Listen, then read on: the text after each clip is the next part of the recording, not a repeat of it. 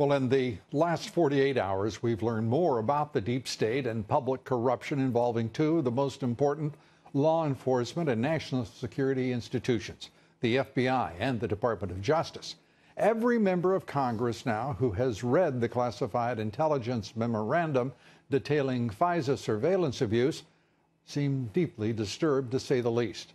Our next guest is calling for the release of the classified documents and demanding a purge of officials at the politically corrupt FBI and DOJ. Joining us tonight is Republican Florida Congressman Francis Rooney. He's vice chairman of the Foreign Affairs Committee. Congressman, good to have you with us, first of all.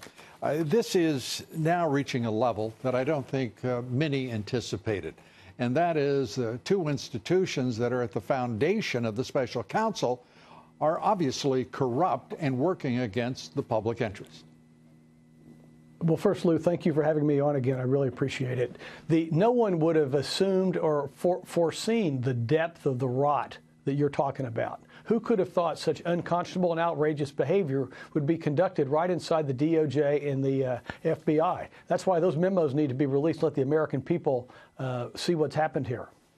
And your reaction to the four-page memorandum, and all that we are learning, missing texts between Page and Strzok, as if it was just a sort of an offhand, one-time affair, not a continued series of glitches that seem to keep evidence away from investigators.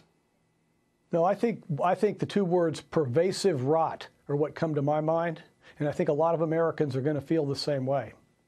And where do we go here? I mean, we have some of the most respected congressmen who served with you, yourself, everyone talking about this, yet the American public still has a wall between us and the truth. And how soon can we expect to see those documents to make a determination? Not as Adam Schiff, the radical left Congress from California, put it. He said, we are too stupid to understand that. We, the American public. I've never heard such an excuse, such silliness or such insult from a sitting congressman. I felt the same way when I read that this morning. It's one more example of this intellectual elitism of the progressive group that has nothing to do with what built this country and what's going to continue to make this country great again. And how soon do you think we will see the memoranda, see the evidence?